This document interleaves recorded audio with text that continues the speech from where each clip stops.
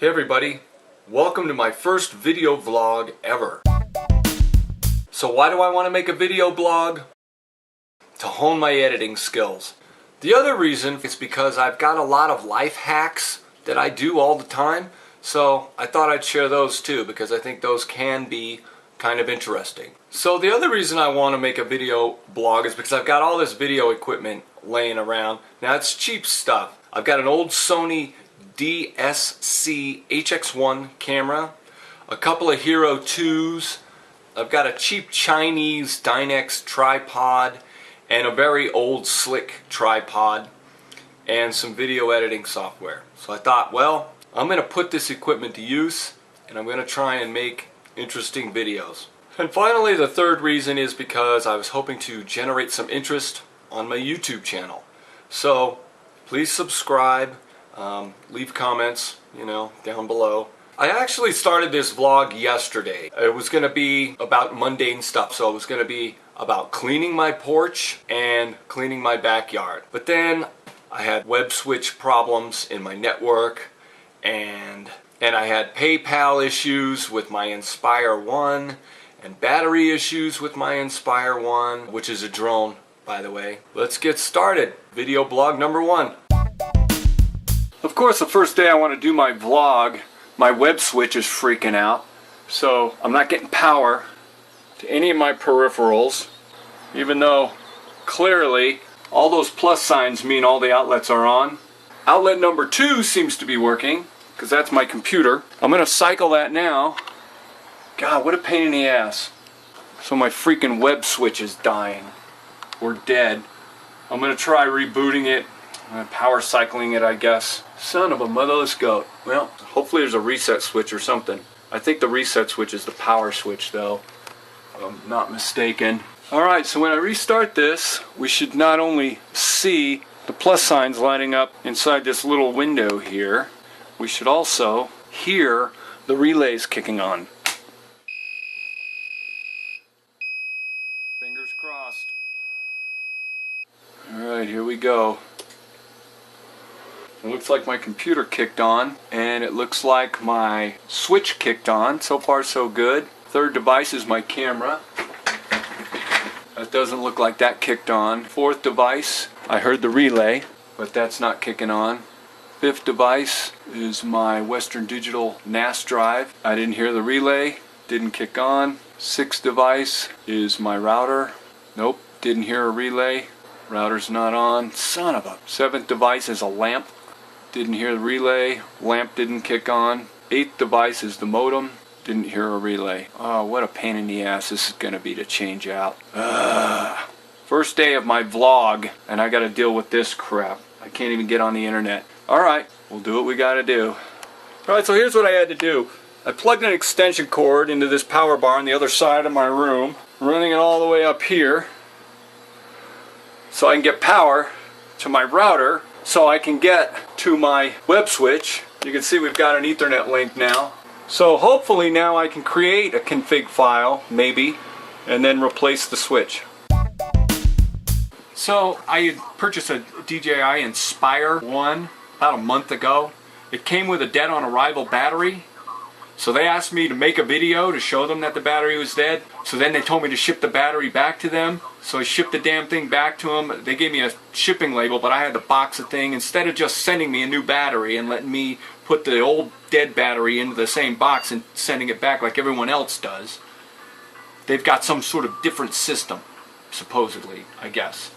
And so anyways, so now I've got a PayPal dispute with them. But the PayPal dispute is all messed up because the PayPal dispute is for the entire Inspire. And I'm like, no, I don't want to send the whole thing back. I just want my battery replaced. It's just a mess. So I'm on hold with PayPal. I'm in a chat session with DJI trying to figure out why don't I have my battery. It's been a month now. It's ridiculous.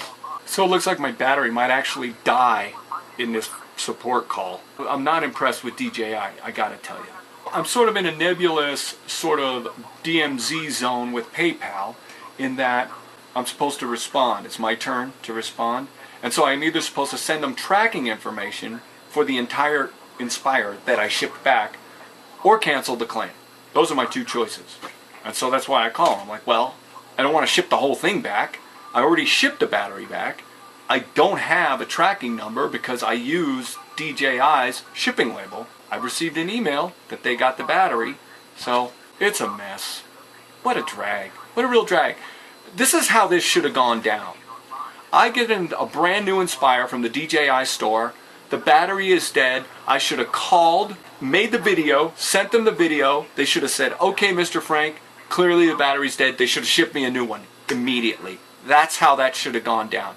If they wanted the old battery back, they should have included a shipping label in the box with the new battery, and then I shipped their old battery back to them.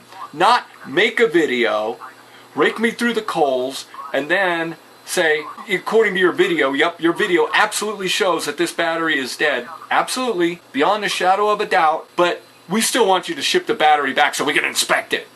Like, what do you need to inspect it for? The video shows you that the battery's dead. Whatever. So I shipped the battery back. That's like 2 weeks ago.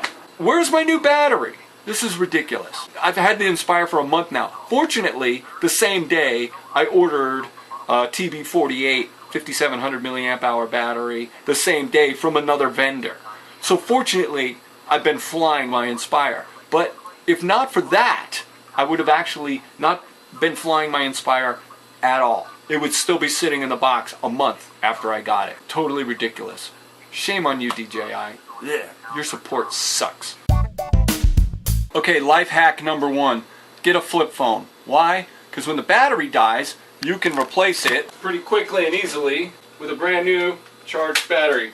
Literally, like 5 seconds. Boot up, bam. We got a brand new battery. Ready to go. What do you think of that? Life hack. Get a flip phone, changeable battery. You'll no longer have to wait for batteries to charge. You're welcome. So to solve my digital loggers web switch conundrum, here is the old switch, which is some of the outlets aren't working. And so here's the new switch. So I am just going to copy and paste everything. Fortunately, I can do that. And then change the IP on this one to be the IP of this one. And then apparently I can send this one back and they'll fix it for free. So that's what's going to happen with this one. Let's get to work. Alright, so I'm shutting down my computer so I can replace this web switch here. I've got the other one all configured down here on the ground. Looks like I gotta set the date. Other than that, looks like this one's ready to go. So wish me luck. If you're like me, you like these foamy hand washing things. The problem with them though is they kind of get clogged and you push on it and you push and you push and you push real hard and it squirts out all over your pants because it squirts out with such high velocity that it gets all over everything. Here's your hack for the day. Tap it. If you tap it, there you go. Then you can get your hand in there. If you tap it, that way you can wash your hands without this stuff squirting all over your pants. Alright, the new web switch is in place and all is right with the world. The date is accurate. Perfect. Now to move on to replacing a customer's hard drive.